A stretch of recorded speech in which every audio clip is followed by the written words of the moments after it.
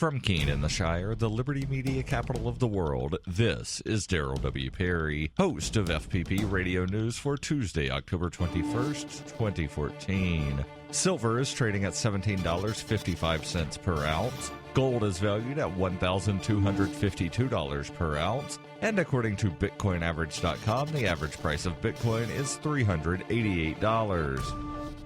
Antiwar.com reports, having apparently lulled Iraq's Kurdistan regional government into a false sense of security, the Islamic State launched a series of 15 simultaneous attacks across their frontier yesterday, testing their defenses and seizing some small towns. Also part of the slain territory was the town of Karatapa, not far from the city of Mosul, where the Islamic State fighters infiltrated the town disguised as Peshmerga and then fought off Kurdish reinforcements. The attacks appeared to coincide with Turkey's announcement that they are going to allow Peshmerga fighters to traverse Turkey to enter Syria and fight the Islamic State fighters over Kurdish territory there. With the Islamic State focused on the Syrian Kurds in the Iraqi Anbar province lately, there hasn't been much fighting with the Peshmerga, which would free them up to fight elsewhere. The attacks by the Islamic State may aim at changing that equation or may reflect that with U.S. airstrikes focused elsewhere, the Kurdish territory isn't as defensible as it once was.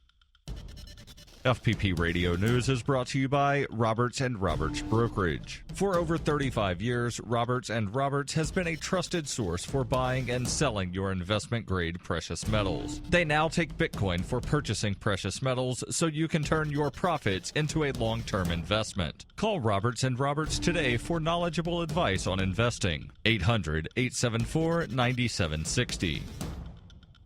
The Associated Press reports Colorado health authorities suggested banning many forms of edible marijuana, including brownies and cookies, then whipsawed away from the suggestion Monday after it went public. The Colorado Department of Health and Environment told state cannabis regulators that they should limit edible cannabis on shelves to hard lozenges and tinctures, which are a form of liquid cannabis that can be added to food and drinks. The suggestion sparked marijuana industry outrage and legal concerns from a regulatory work group that met Monday to review the agency's suggestion. Colorado's 2012 marijuana legalization measure says retail cannabis is legal in all forms. Karen McGowan, the department's deputy executive director, said, "If the horse wasn't already out of the barn, I think that would be a nice proposal for us to put on the table." Talking to reporters after the work group reviewed the department's proposal, McGowan insisted the edibles ban was just one of several proposals under review by cannabis regulators. Lawmakers have ordered state cannabis regulators to require cannabis-infused food and drink to have a distinct look when they are out of the packaging. The order came after concerns about the proliferation of cannabis-infused treats that many worry could be accidentally eaten by children. Statewide numbers are not available, but one hospital in the Denver area has reported 9 cases of children being admitted after accidentally eating cannabis. It is not clear whether those kids ate commercially packaged cannabis products or homemade items.